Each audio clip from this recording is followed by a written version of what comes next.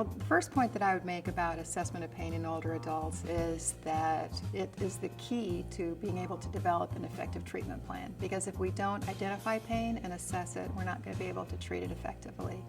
And there are a variety of approaches and strategies that we use in assessing pain in older adults. And key to that is, first of all, recognizing it.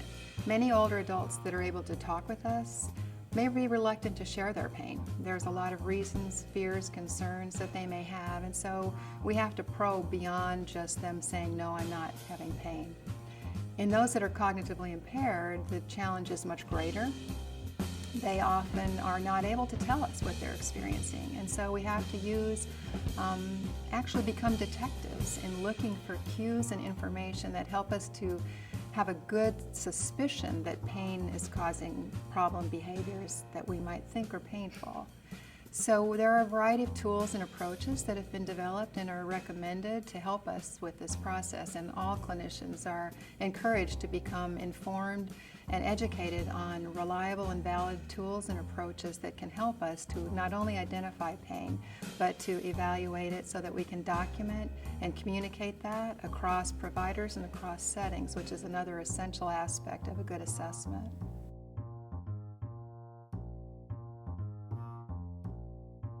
My own work has been involved in establishing valid tools to use with older adults that can communicate and self-report.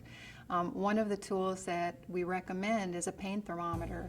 This is a tool that combines both words with a thermometer that helps with problems with abstract thinking. So they can think about as temperature rises, pain increases, and it may help them to be able to judge and report their pain more effectively. There are other tools as well that have been validated. A FACES pain scale, even the numeric 10-point scale can be used in older adults. But it's important to find out what they understand and can use. So I recommend that you have more than one tool available to evaluate pain intensity in particular. When we think about those with cognitive impairment, it's even more challenging. However, in the last 10 years, there's been over 20 different tools developed to try to help us observe behavior and make judgments about pain.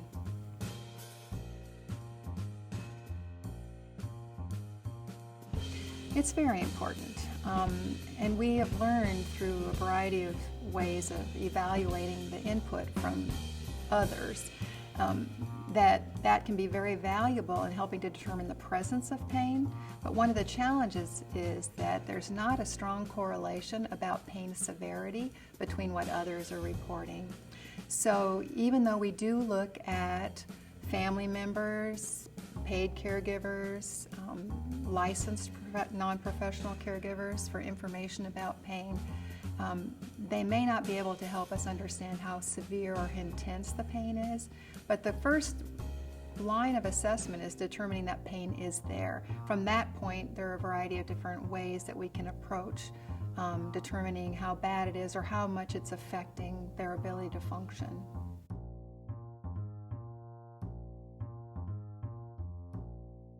There's a lot of information available. There are clinical practice guidelines and consensus documents in the literature that provide recommendations for the best tools, the best approaches to use when trying to assess pain in older adults. The challenge is that those are not always accessed and integrated into consistent use clinically. So a lot of effort needs to be focused on educating providers on what are the best practices and trying to get those implemented in their organization and consistently across all providers. It's not very useful if one person is assessing pain with a FACES pain scale and another one is assessing with a numeric rating scale, because they're not comparable. And then it's difficult to be able to evaluate changes or improvements in their pain condition if we're not using the same tools and documenting what we're observing at each time we interact with that patient.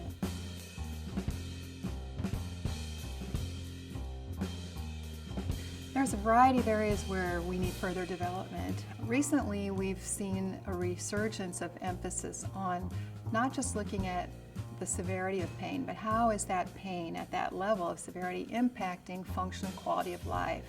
And ways to evaluate the impact of pain on function is critical right now. We do have some existing tools that have been developed and used and can be integrated into practice, but I think we're looking for ways to better refine that and to help make those assessments easier for clinicians and easier to document and communicate across provider. Another area where we're going to continue to see research is to further enhance and refine the ability to assess pain in people that can't tell us what they're experiencing, the cognitively impaired, particularly those with advanced dementia. We do have some good tools, but there's limited testing. We have limited information on assessing pain in older adults from different cultures and backgrounds, and we really need to know if the tools that we currently have are appropriate or need to be adapted and tailored for those populations.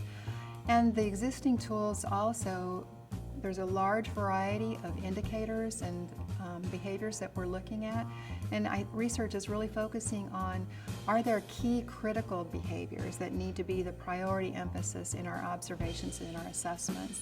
And as we're able to further refine that, it's going to make it easier for clinicians to be able to do assessment in that population regularly and repeatedly and consistently, which ultimately will benefit patients.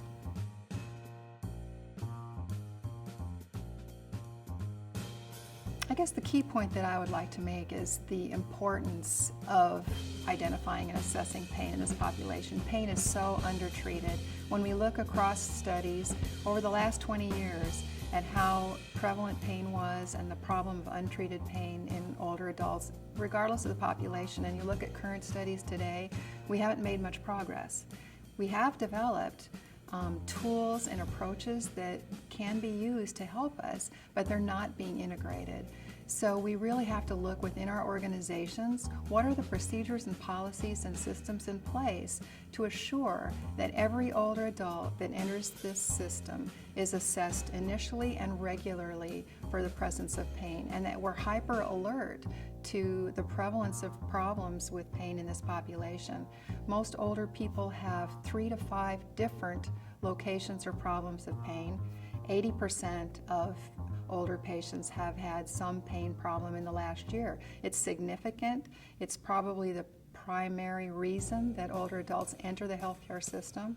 So it has to be a priority for assessment and then a commitment of the individuals and the organization to assure that all older adults have quality pain care.